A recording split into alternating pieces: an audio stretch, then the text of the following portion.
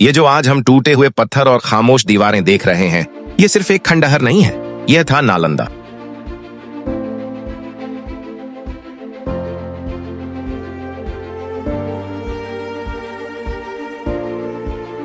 दुनिया का सबसे प्राचीन और सबसे विशाल ज्ञान का केंद्र।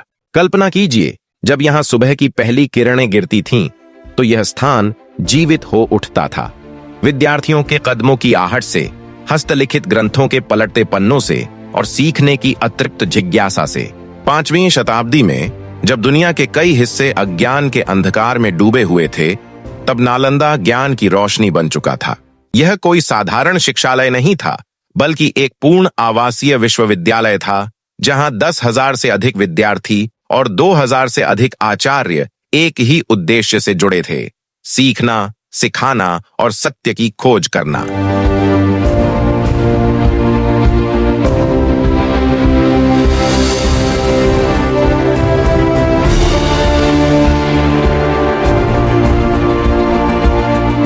नालंदा की विशाल पुस्तकालयें ज्ञान के मंदिर थीं, जहां रखे ग्रंथ केवल इस भूमि के नहीं, बल्कि पूरी मानव सभ्यता की धरोहर थे। यही वह स्थान था जहां संसार ज्ञान की तलाश में आता था, और यहीं से संसार को दिशा मिलती थी। नालंदा में सब कुछ अचानक नहीं बदला था।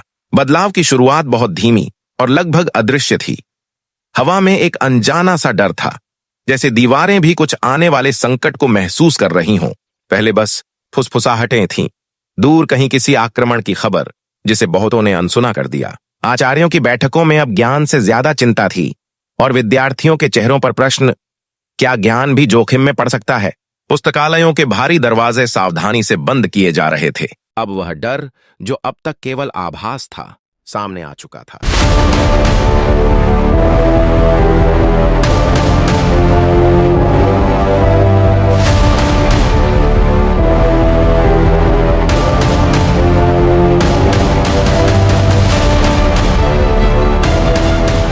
जैसे शब्दों से पहले ही सब कुछ समझ लिया गया हो।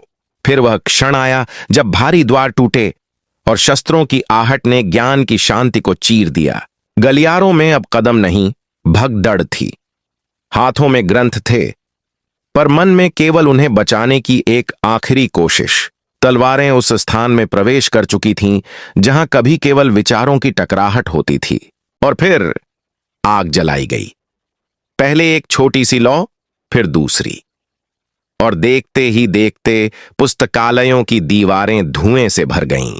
जलते पन्नों की गंध हवा में फैलने लगी, और आचार्य उन ग्रंथों को देखते रह गए जिनके साथ उन्होंने अपना जीवन गुजार दिया था।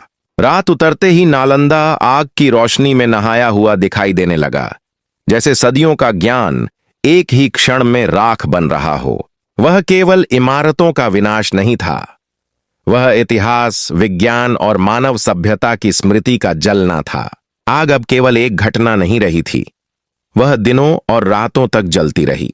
नालंदा के पुस्तकालय, जिनमें सदियों का ज्ञान संजोया गया था, धीरे धीरे धुएं और राख में बदलते चले गए।